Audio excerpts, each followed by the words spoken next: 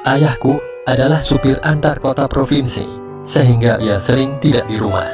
Apalagi ternyata ayahku punya istri muda di kota lain. Ibuku sendiri hanyalah ibu rumah tangga. Aku adalah anak tunggal. Nama samaranku Vito. Ibuku melahirkan aku ketika beliau berusia 20 tahun. Sekitar tahun kelahiranku itu, ternyata ayahku menikahi gadis di kampungnya yang berusia 18 tahun. Kisahku yang kuceritakan ini terjadi karena kedekatan antara aku dan ibuku. Berhubung aku anak tunggal, waktu kecil aku sering tidur ditemenin ibu. Apalagi ayah jarang di rumah. Kami tinggal di kontrakan satu pintu, kamar tidur cuma satu. Bila ayah ada, maka aku akan tidur di matras di samping tempat tidur, bahkan terkadang di ruang tamu depan. Aku sendiri anak yang normal pada mulanya. Ibuku bila di rumah selalu pakai dastuar dengan model 2 tali. Biasalah, namanya juga ibu rumah tangga. Dan suatu saat ketika aku tidur siang, aku yang belum tidur, tak sengaja memperhatikan ibu, dan merasa tiba-tiba kagum. Matanya sedikit sipit, tapi hidungnya mancung. Sehingga bila dinilai secara keseluruhan, orang bisa bilang bahwa wajah ibuku bernilai 8. Yang menjadi kelebihan ibu, selalu baik dan perhatian. Posturnya itu, dikarenakan dia suka senam dan fitness, mungkin orang-orang banyak yang tidak tahu bahwa ibu itu sebenarnya mempunyai sebuah anugerah yang sangat spesial.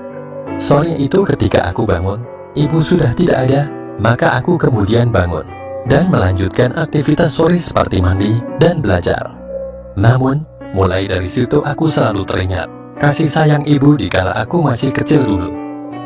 Malamnya aku menunggu ibu dengan tak sabar. Ketika akhirnya ia masuk kamar dan tidur, aku yang masih polos dan belum tahu benar atau salah, belum takut dimarahi untuk banyak hal, maka aku mengatur bantalku di sampingnya. Ibu sedikit kaget, namun tidak berkata apa-apa. Inginnya aku tidak tidur, aku berusaha terjaga sebisa mungkin. Bu, Vito mau boleh gak bu? Mau apa? Minta jajan ya, ini tanggal tua Fit. Ibu gak punya uang sayang. Suatu hari, ibu sedang nonton TV sore-sore. Berhubung kami tak punya bangku, kami memakai karpet lusuh di tengah ruang tamu tanpa perabot lain. Hanya ada lemari di situ. Ibu biasa nonton TV tidur miring menghadap TV. Bu, Vito minta uang jajan dong. Masa gak ada sih bu? Ku ulangi perkataanku, sementara aku di belakangnya. Kamu jangan marah ya, tapi kali ini ibu emang gak ada duit nak. Jawabnya lagi. Vito akan gangguin ibu terus kalau gak dikasih uang. Pikirku ini adalah solusi, karena kalau dikasih duit aku bisa jajan, kalau enggak aku bisa iseng terus ke ibu. Maka aku beranikan gangguin ibu lagi, agar dikasih uang jajan. Gituin aja sampai bosan, ibu emang gak punya duit. Aku memang senang bercanda ria sama ibu. Ibu gak sayang Vito ya, minta uang jajan dikit aja gak dikasih, kataku. Bukan gak sayang nak, ibu memang lagi gak ada duit. Ini juga masih tanggal tua kan. Mulai saat itu, tiap nonton TV, aku biasa bercanda sama ibuku. Walaupun cuma ada 2 orang di rumah ini, tapi suasana rumah tidak sapi-sapi amat. Pernah ibu ingin memberikan duit kepadaku untuk jajan. Namun aku bilang aku gak butuh jajan, dan duitnya lebih baik disimpan saja. Sampai saat itu, aku selalu gangguin ibu ketika kami tidur siang atau sore, dan juga waktu ibu menonton TV. Yang membuatku bahagia adalah ibu tidak pernah berubah sikap terhadapku. Tidak ada larangan dari mulutnya keluar, seakan apa yang aku lakuin itu adalah hal yang biasa saja, yang tak perlu dibahas. Aku pun makin menyayangi ibuku. Pertama kali aku memberanikan diri adalah ketika ia menjahit di ruang tamu yang tanpa kursi itu. Kami sudah makan malam dan menonton TV. Aku sudah bercanda ria seperti biasa, karena itu salah satu cara keakrabanku dengan ibu. Namun ibu baru ingat bahwa ada baju yang harus dijahit. Maka ibu mengambil kotak jahit dan baju yang dimaksud untuk kembali ke ruang tamu untuk menjahit sambil menonton TV. Ibu bersimpuh di depan meja kecil yang ada di tengah ruang tamu. Namun malam itu, aku memberanikan diri untuk duduk di samping ibu. Dan sambil niat bercanda, agar suasana rumah tidak sepi. "Awas Don, ibu lagi jahit baju Nin," kata ibu. "Akhir-akhir ini, kamu kok aneh gitu nak," kata ibu dengan sedikit kaget. Aku menunggu perkataan ibu selanjutnya, pikirku ia pasti marah. Tapi tidak ada lanjutan dari mulutnya. "Ibu perhatiin akhir-akhir ini, kamu seneng banget ya gangguin ibu, dasar anak ibu nih." Enggak bu, Vito cuma bercanda aja kok." "Kamu ada-ada saja tingkahnya," kata ibu dan kemudian kembali terdiam. Aku sedang bingung, apakah ibu marah atau tidak padaku. Bila marah, nada suara ibu biasanya tinggi, tapi tadi tidak. Maka aku punya inisiatif pada ibu. "Boleh Vito bantu pijitin pundak ibu gak? Biar ibu tidak capek." Kali ini ibu terdiam. Aku sebenarnya saat itu heran, kenapa ibu tidak marah. Namun aku menjadi bahagia, karena ibu tidak pernah melarang aku. Aku baru mengetahui bahwa sebenarnya saat aku kelas 2 ibu sedang merasa sedih, karena ayah ketahuan punya istri muda di kampung. Ibu saat itu merasa tertekan dan merasa bahwa dirinya jelek, karena ayahku berpaling pada wanita lain.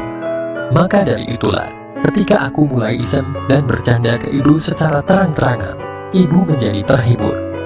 Perhatianku kepada ibu itu membuat ia mendapatkan kepercayaan dirinya kembali, bahwa masih ada seseorang yang baik dengan ibu. Semenjak saat itu, aku akan selalu berusaha menghilangkan kesedihannya. Tiap pagi, aku bangun, mandi, sarapan, dan berangkat sekolah. Kadang tidak ada kesempatan menghibur ibu, karena ia sibuk di dapur dan aku tak mau mengganggu. Namun tiap berangkat pergi, aku selalu pamit. Pulang sekolah biasanya ibu sedang menonton TV. Seperti biasanya aku menyapanya, kemudian cuci muka dan ganti baju. Lalu aku akan tiduran di belakang ibu seperti biasa, dan ngobrol sama ibu, terus sampai aku terlelap tidur. Sorenya aku bangun dan mengerjakan PR. Berhubung ibu suka marah kalau aku tidak belajar. Bila sudah selesai, aku akan mendekati ibu apapun yang sedang ia kerjakan. Apakah ia sedang membaca, menjahit, ataupun menonton TV ketika itu. Tingkahku makin tak ganas saja. Aku bahkan tandain ibu sampai tertawa terbahak-bahak. Ibu sengaja duduk menonton TV bersandarkan dinding dengan duduk menghadap ke TV. "Apaan sih kamu nak?" tanya ibu seketika. Aku pura-pura tidak mendengar. Sambil ketawa aku meneruskan kegiatanku itu dan ibu tidak berkata apa-apa lagi. Akhirnya keesokan harinya ibu kembali beraktivitas seperti biasa dan membiarkan aku usir dan bercanda ria. Setahun sekali kami akan pergi ke kampung ibu. Terkadang ayah menyusul, namun cuma sebentar. Dengan alasan pekerjaan yang tidak bisa ditinggal. Padahal sih sebenarnya dia memang lebih betah tinggal di tempat istri mudanya itu. Dalam perjalanan ke kampung ibu, aku selalu jadi sandaran ibu, layaknya anak yang penyayang. Maka dari itu, aku sedikit sebat bila harus ke kampung ibu, karena jarang dapat kesempatan. Kalau di sana, di rumah nenek kami diberikan kamar tidur adik bungsu ibu, yang saat itu masih berumur 24 tahun, yang bernama Ninggi. Sebenarnya orangnya cantik, tapi dari dulu aku selalu menganggapnya sebagai kakak perempuan. Kamar Mbak Nindi hanya berpintukan kain, sehingga aku hanya boleh temenin ibu ketika sudah malam saja. Namun, ada kejadian tak mengenakan suatu ketika. Waktu siang hari, saat di rumah nenek, pagi-pagi kami berkunjung ke rumah bibiku, yang satunya lagi. Ibuku 3 bersaudara, dan kami kembali ke rumah nenek ketika sudah siang. Waktu itu, aku bermaksud bercanda dan tak sengaja juga. Namun ibu memarahiku dan melarangku, aku menurut. Kami yang keluhan karena perjalanan, akhirnya tidur. Aku bangun duluan, kulihat ibu masih tidur telungkup, sementara kepalanya menoleh ketika itu. Mbak Mindy menyebat pintu kamar dengan membawa handuk. Mungkin ia mau bersih-bersih mumpung masih pagi. Tiba-tiba ia terpaku melihatku. Kemudian seakan tersenyum padaku, dia pun menutup pintu itu dan kemudian pergi dengan sedikit bermain mata. Jangan terlalu lama, nanti ketahuan loh. Pada saat itu aku sedikit kaget dengan kata-kata Mbak Nindi yang dilonong ke kamar mandi. Barulah ketika sore hari telah tiba, aku menjadi takut. Apakah Mbak Nindi akan mengadukan Kani ke nenek, atau mungkin ia akan memberitahukan ini kepada orang lain? Namun ketika aku bertemu Mbak Nindi, dengan kikuk ia berkata bahwa ia ingin berbicara kepadaku malam harinya. Malamnya, Mbak Nindi dan aku menobrol di kebun belakang agar tidak ada orang yang dapat mendengar. Tadi Mas Vito ngapain Sim? Kok kelihatannya aneh gitu? Dengan terbata-bata aku berkata, cuma bercanda sama ibu aja kok Mbak. Kenapa harus begitu Mas? Ucapnya. Soalnya di rumah udah biasa gangguin ibu. Vito suka aja begitu. Mbak jangan bilang orang lain ya. Takutnya ibuku yang kena marah nantinya. Mbak Nindi menyanggupi untuk tutup mulut. Namun kulihat sorot matanya. Mbak Nindi masih menyimpan tanda tanya malam itu. Aku tidak begitu memperdulikannya saat itu. Tidak ada insiden lain setelah itu, sampai akhirnya kami pulang ke rumah. Dan untuk sementara masalah itu terkubur di kepalaku. Ketika saatnya tidur waktu malam, aku ngobrol sama ibu tanpa takut lagi. Karena begitu, Mbak Nindi sudah menyanggupi tutup mulut. Akhirnya, tiap siang dan malam, aku sering bercandaria. Aku gembira sekali ketika bisa nganterin ibuku membeli baju baru dan juga beberapa daster baru. Aku sedikit banyak mulai berpikir juga. Tampaknya ibuku menyukai kalau aku menghiburnya. Aku ingat ketika aku pertama kali melihat ibu memakai daster barunya. Kebetulan saat itu baju tren gaya baru yang memakai tali. Ketika pulang sekolah dan aku selesai ganti baju, aku bergegas duduk di belakang ibu. Seperti biasa kami mengobrol. Karena memang hanya aku satu-satunya teman ibu saat ini. Kayak melihat setan kamu, sebegitu kagetnya, kata ibu. Beberapa saat aku juga ikut nonton TV, ibu telah kembali asik menonton TV dengan berbaring miring. Tangan kanannya bebas bergerak, tapi saat ini memegang remote TV. Kamu kenapa Vito? Gak apa-apa kok bu, Vito lagi serius nonton TV juga kok. Aku belum melihat penampakan ibu, namun tampak mata ibu asik dengan acara di TV. Dari situ aku menyimpulkan bahwa ibu tidak akan marah kalau aku ikut nonton TV dengan duduk di belakangnya. Vito, kamu bisa mijitin ibu gak? Badan ibu capek banget. Tolongin ibu ya Nan, ucapnya. Siap bu, aku pun segera bersiap memulai tugasku. Sepertinya ibu memang kelihatan capek sekali. Aku pun segera pijat-pijat saja. Entah Nan apakah pijatanku, aku juga kurang tahu. Tapi kelihatannya ibu nyaman dengan pinitanku. Begitu juga dengan tanganku. Enak Fit, terapi pijitmu. Rasanya nyaman sekali. Bikin sakit pinggang ibu berangsur menghilang, ucap ibu. Bu, maaf Vito gak sengaja tadi. Aku sempat kaget dan takut dimarahi ibu. Namun karena ia masih terdiam, aku coba berkata lagi. Bu, ada yang menghalangi terapi pijatnya nih. Gimana kalau Vito singkirkan saja bu? Ibu tak menjawab perkataanku, tapi kulihat ibu menganggukkan sedikit kepalanya.